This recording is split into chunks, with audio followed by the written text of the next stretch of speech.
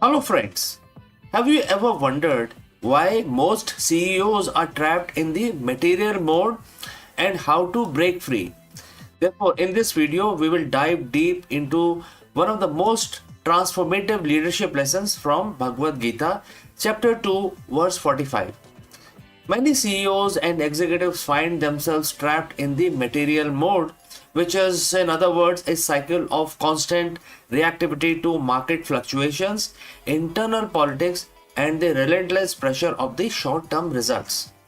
This state of being is what the Gita describes as being entangled in the three gunas, which, in other words, modes of nature. Let us explore this particular fact further.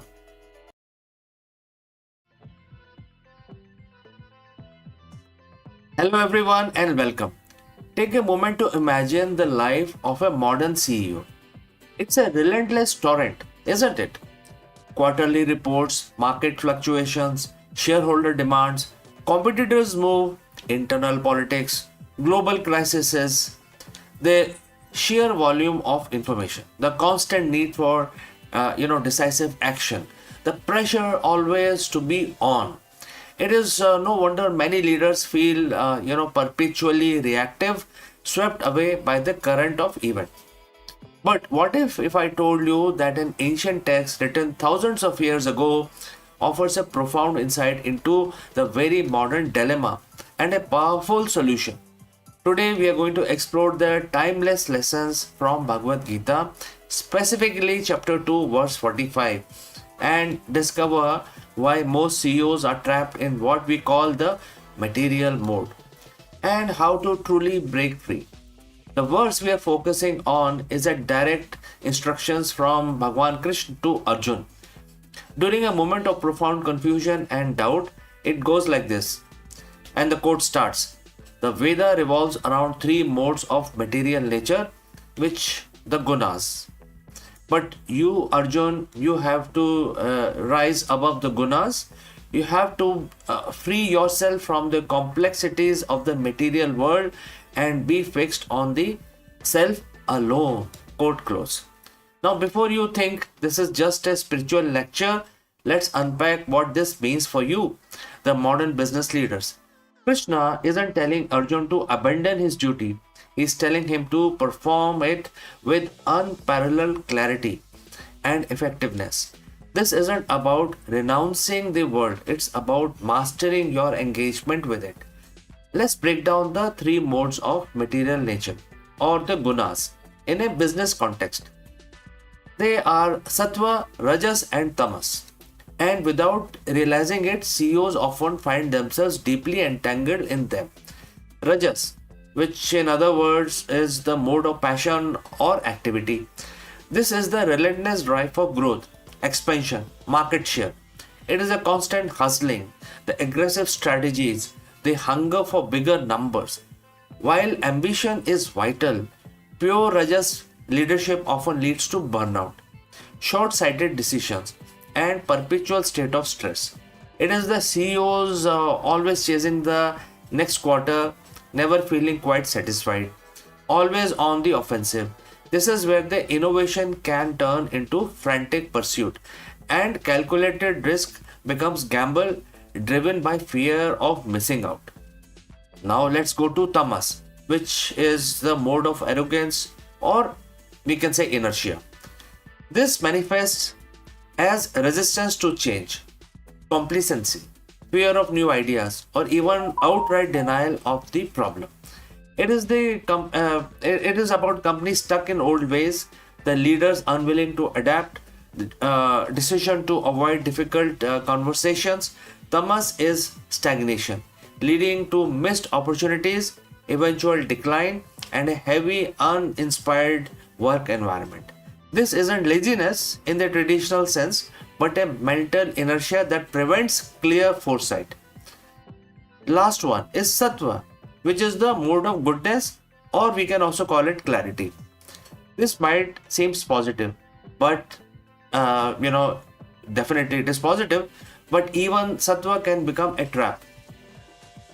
In business, it represents stability, ethical practices, clear processes, and intellectual understanding.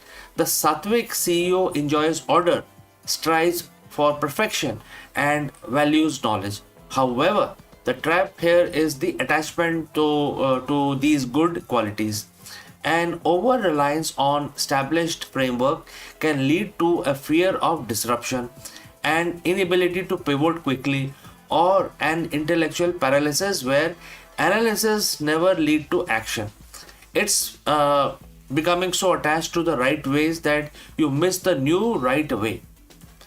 Most CEOs are oscillating between these three modes, pushed and pulled by external circumstances. They are reactive to the gunas rather than the proactive in their leadership. This is the material mode, a leadership style dictated by the external force, not internal conviction. So, what does the Krishna mean by rise above the gunas and be fixed on the self alone? This is not an instruction to disengage or become indifferent to your business. Quite the opposite. It's an invitation to elevate your consciousness while remaining fully engaged. To rise above the guna means observe, don't react. So instead of being swept away by the feverish activity of rajas or paralyzed by the inertia of tamas or overly reliant on the comfort of sattva, you learn to observe these forces within your organization and the market without becoming them. You see the trends, but you don't let them dictate your inner state. Next is strategic detachment. This doesn't mean apathy. It means decisions from place of clarity and purpose rather than fear or desire. When you are not attached to specific outcome, you can adapt more freely. When you are not driven solely by aggressive targets, you can build sustainably. When you are not stuck in the old ways, you embrace necessary change. Find your inner anchor. Be fixed on the self alone. In a corporate context, the self isn't the ego. It refers to your deepest values, your true purpose, your core vision, and your unwavering inner wisdom. It's finding that still point within you that remains undisturbed by external storms. This is where the genuine resilience, authentic leadership, and profound intuition resides. This sounds profound. How do we apply it to the relentless pace of the CEO's life? And here are the three actionable steps. Step number one, cultivate self awareness. Basically, activate your inner radar. And under this, there are several facts that you must look at. Daily reflections, of course. Start and end your day with 5 to 10 minutes of quiet reflection. Ask yourself, was I reactive today or did I act from my core visions? Which guna was dominating my decisions today? Mindful breaks. Take short, conscious breaks throughout the day. Step away from the screen. Take a few deep breaths and simply observe your mental state. Are you feeling agitated, sluggish, or merely comfortable? This simple awareness is the first step to liberation. Next, define your unshakable core. Revisit your why.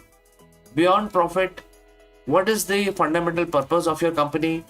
What are your non-negotiable values? When these are crystal clear, they become your anchor, guiding decisions even in turbulent times.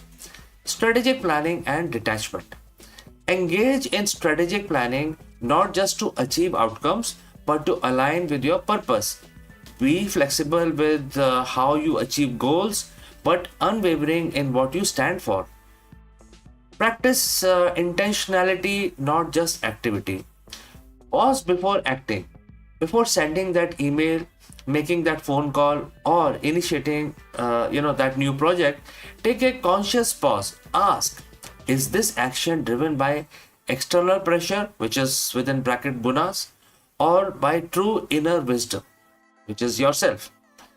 Delegate and empower with trust. Releasing the need to control every outcome allow you to empower your team. fostering innovation and resilience throughout the organization.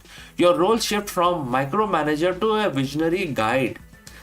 Breaking free from the material mode isn't about escaping your responsibilities, it's about fulfilling them with greater wisdom, peace, and effectiveness.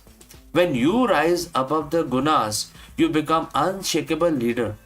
A CEO who navigates complexity not by resisting it, but by transcending it.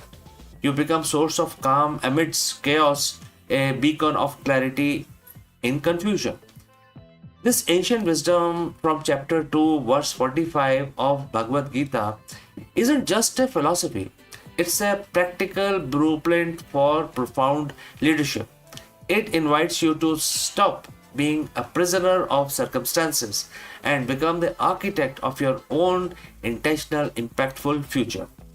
I encourage you to reflect on this powerful message this week. How can you, in your leadership role, begin to rise above the gunas?